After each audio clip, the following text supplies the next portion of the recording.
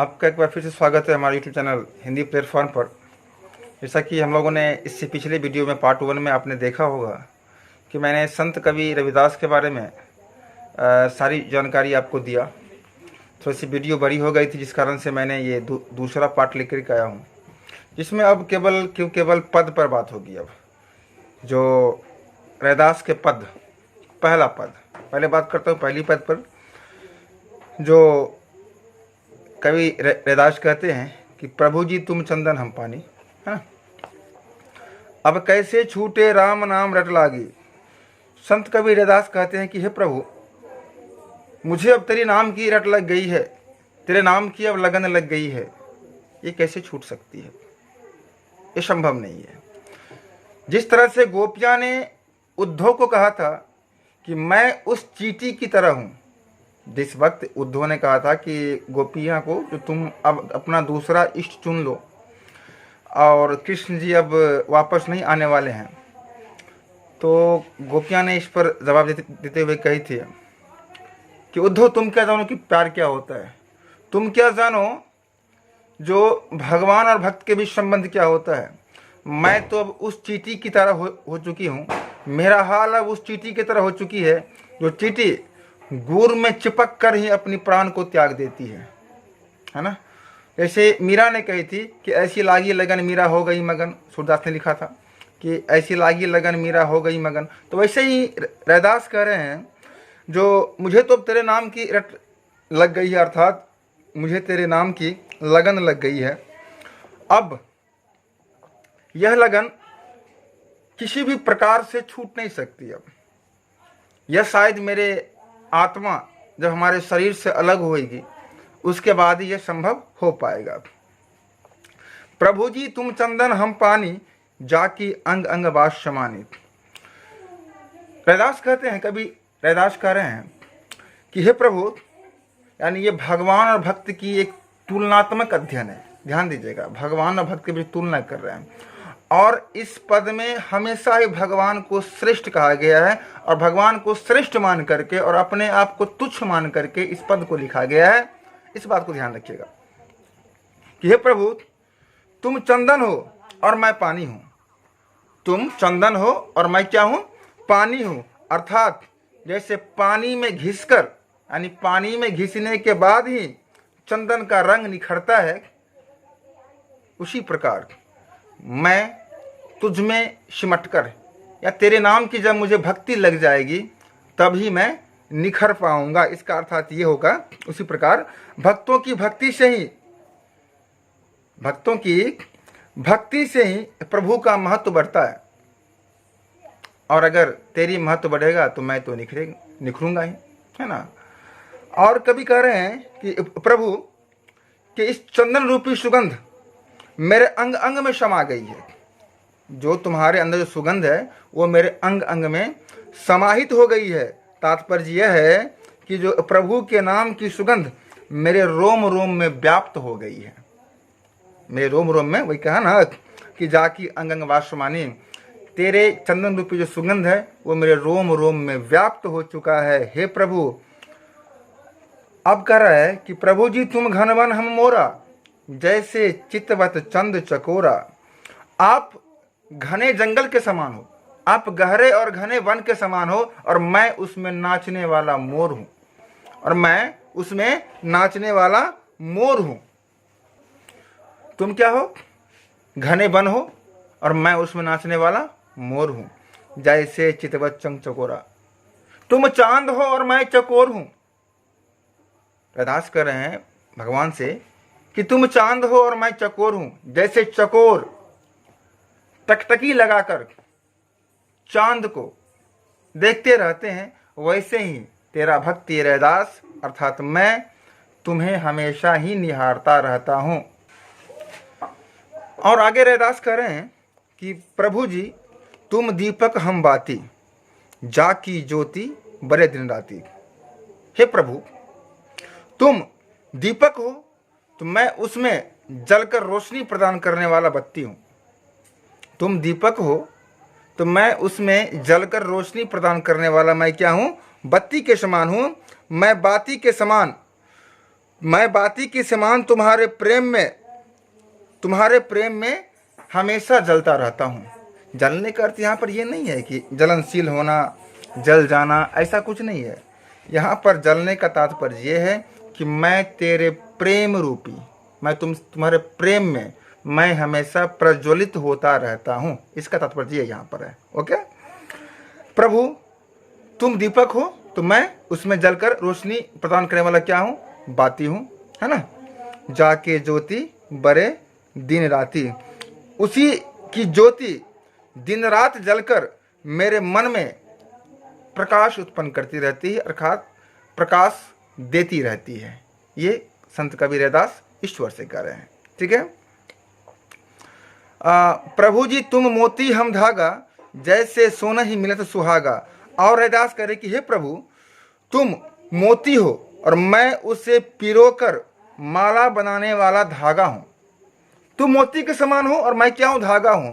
जिस धागे में गुथकर ही मोती माला बनता है, अर्थात तुम मोती हो और उस माला में, यानी उस धागा में पिरोकर माला बनाने वाला मैं क्या हूं? एक धागा हूं, धागा के समान हूं, है ना।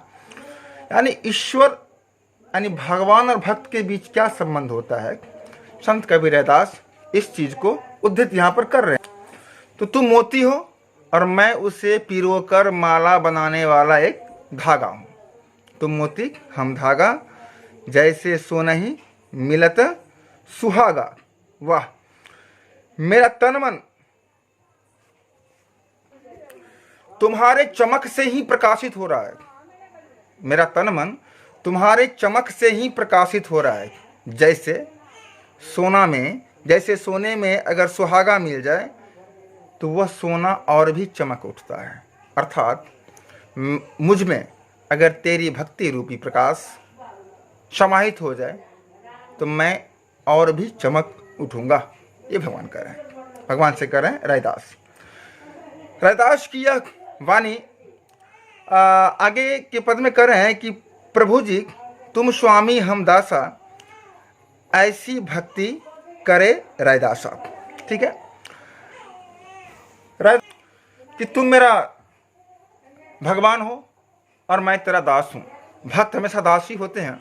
अपने आप को यहाँ पर दास बता रहे हैं, भगवान का दास, ईश्वर का दास, कि हे प्रभु जी तुम स्वामी हम दासा, ऐसी भक्ति करे रैदासा। मैं तुम्हारा दास हूं और तुम मेरा स्वामी है। संत रैदास कहते हैं कि मैं तुम्हारी भक्ति इसी प्रकार करता हूं, ऐसा ही करता हूं कि तुम मेरे इष्ट हो और मैं तेरा दास हूं। तो आपने पहले पद में सुन लिया कि प्रभु जी तुम चंदन हम पानी में रैदास ने किस तरह से भगवान और भक्त में तुलनात्मक अध्ययन किया है। अब चलते हम दूसरे पद की ओर। तो अगर इस दूसरे पद की बात करें हम, तो दूसरे पद में कवि रैदास ने ईश्वर को समदर्शी, कृपालुता और समदर्शी स्वभाव के बताते हुए इस पद का कुछ वर्णन किए हैं। इसको हम जानते हैं कि ऐसी लाल तुझबन बिनु कौनूर करे, गरीब निवाजु गुसैया मेरा माथ शत्रु धरे, जाकी छोटी जगत को लागे त पर तू ही डरे, नीचहु उच्च करे मेरा गोविंदु काहे तू न डरे, नाम देव कबीरु तिलोचनु सधना सैनु तरे, कही रविदासु सुनहु रे संतहु हरिजीव ते सभी सबे सरे। इस पद में रैदास कह रहे हैं, भगवान को समदर्शी और कृपालु बताते हुए कि इस समाज या ओछी समाज में गरीबों का इज्जत कहाँ, सम्मान कहाँ। अगर तेरी ही असीम कृपा अगर हो तो फिर वो सम्मान पा सकता है, वरना वो सम्मान नहीं पा सकता है। तुमने अपनी कृपा से ही नीचे कुल में उत्पन्न हुए लोगों को भी सम्मान को बढ़ाया है। मुझे पता है यहाँ पर, इस धरती पर, इस धरा पर लोग ने समाज को कई वर्गों में बांट करके, ऊंची नीची, गरीब अमीर, जाति पाति के भेदभाव में बांट कर लोगों का मान सम्मान पर ठेस पहुंचाने का काम किया। परंतु मुझे पता है कि तेरे यहाँ सबों को समान दृष्टि से देखा जाता है। अगर मैं तेरी भक्ति में निपुण हो गया, संलग्न हो गया, अगर मुझे मोक्ष की प्राप्ति होती है तो मुझे पता है कि तुम मुझे भी अपने शरण में वही स्थान दोगे जो किसी बड़े लोगों का जगह रहता है। यहाँ पर कवि रैदास कहते हैं कि हे ईश्वर, आपके अतिरिक्त भक्त को इतना मान सम्मान देने वाला और कोई नहीं है, क्योंकि यह संसार कई टुकड़ों में बंट चुका है। यह समाज जाति पाति रंग भेद ऊंची नीची गरीबी अमीरी में बंट चुका है कि यहाँ पर गरीबों को और नीची ओछी जाति को सम्मान देने वाला तेरे सिवा और कोई दुनिया में है ही नहीं। अर्थात नीची जाति में उत्पन्न होने के कारण समाज में तो आदर सम्मान मिलना कठिन है, पर ईश्वर के यहाँ जातिगत भेदभाव नहीं है। नीची जाति में मैंने जन्म लिया तो एक सामाजिक तुष्टिकरण के कारण मुझे कई भेदभाव सुनने पड़ते हैं और देखने पड़ते हैं। इस तुष्टिकरण की नीति को मैंने भी भोगा है और भोग रहा हूँ, परंतु मुझे पता है कि तुम किसी पर भेदभाव नहीं करते हो, तुम सबको समान दृष्टि से देखते हो। वही नहीं कहता है, गरीब निवाजु गोसैया मेरा माथे चतुर्धरे, जाकी छेती जगत को लागे ता पर तुम ही ढरे। वे सबके समान लाज रखते हैं, सब पर समान दृष्टि रखते हैं और सब पर समान कृपा करते हैं। उनके लिए इस धरती पर उत्पन्न हुए सभी जीव उनके लिए समान है, कोई उनके लिए अपना पराया नहीं है। इनका मुझे याद है भर्तृहरि का श्लोक मैंने सुना था कि जो तुच्छ विचार वाले लोग होते हैं, यानी ओछी विचार वाले लोग होते हैं, उनके लिए अपने और पराये होते हैं, परंतु उदार हृदय वालों के लिए तो सारा संसार ही उनके परिवार के समान होता है। तो आजकल ऐसे लोग समाज में बहुत कम मिलते हैं और नहीं के बराबर मिलते हैं। इसीलिए ईश्वर, मैं अब केवल तुम पर आश्रित हूँ कि तुम ही मुझे मान सम्मान दिला सकते हो और तुम समदर्शी हो। वे सबके स्वामी हैं, अतः गरीबों पर विशेष कृपा करते हैं। स्वामी का काम यही होता है, स्वामी मीन्स क्या, पिता, कि जो बेटा थोड़ा सा पीछे रह जाए उसको आगे बढ़ाने का काम एक पिता करता है। तुम मेरे पिता तुल्य हो, तुम ही मेरा स्वामी हो, तुम ही मेरे सब कुछ हो, मैं अपना सब कुछ तेरे ऊपर न्यौछावर कर दिया हूँ। कभी कहते हैं कि दीन दयाल होने के कारण, दीन दयाल, दीन मीन्स दादरी कर दीन, दीन मीन्स गरीब, दयाल मीन्स कृपालु, दीनों पर दया करने वाला, दीनों पर कृपा करने वाला, है ना। तुमने मेरे सिर पर छत्र धारण करा दिया, छता यानी हाथ रूपी आशीर्वाद छत्र रख दिया है, अर्थात तुम्हारी भक्ति के कारण ही समाज में मुझे सम्मान प्राप्त हुआ है। दिया हुआ है ना कि गरीब निवाजो गोसैया मेरा माथे छत्र धरे, अब जाकी छोटी जगत को लागे ता पर तुम ही ढरे, नीच हूँ ऊंच करे मेरा गोविंदु काहू तेने डरे, नामदेव कबीरू तिलोचनु सधना सैनुतरे, कही रविदासु सुनहु रे संतहु हरि जीव ते सभे सरे। कभी रैदास सब कह रहे हैं जो सांसारिक लोग निम्न जाति में उत्पन्न मनुष्य के प्रति स्पर्श दोष मानते हुए, यानी छुआछूत का भेदभाव मानते हुए, यानी उसके शरीर में संपर्क करना भी नहीं चाहते हैं। जो छोटी जाति के लोग हैं उसको बड़े लोग अपने शरीर में टच करने के लिए ही मना करते हैं, मानते हुए उसे अछूत समझते हैं कि तुम मेरे शरीर में टच नहीं कर सकते हो, तुम अछूते हो। ऐसी प्रताड़नाओं से मैं प्रताड़ित हो रहा हूं, परंतु ईश्वर ही एकमात्र ऐसे हैं जो उस पर भी प्रसन्न रहता है। परंतु ईश्वर एक दयालु है, कृपालु है, महानायक हैं, विधाता हैं, जो सब पर समान दृष्टि रखते हैं। मैं समाज में कई वर्गों से प्रताड़ित होता हूँ, परंतु उसके बावजूद भी मुझे समाज का गम नहीं है, क्योंकि ईश्वर सभी कुछ देख रहा है और उन पर सभी की समान दृष्टि है और उन पर सभी पर समान कृपा भी है। ईश्वर निम्न जाति वालों को भी उच्च बना देता है। कब? जब उनकी कृपा होती है, तब जब उनके भक्ति में आप तल्लीन हो जाते हो। रैदास कह रहे हैं कि जब हम उनके भक्ति में तल्लीन हो जाते हैं, जब उनके भक्ति में हम डूब जाते हैं, तो ये जाति पाति ऊंच नीच सारे भेदभाव खत्म होकर मुझे श्रेष्ठता प्राप्त होती है। यह ईश्वर की असीम कृपा से ही होती है, यानी आपके असीम कृपा से ही होती है।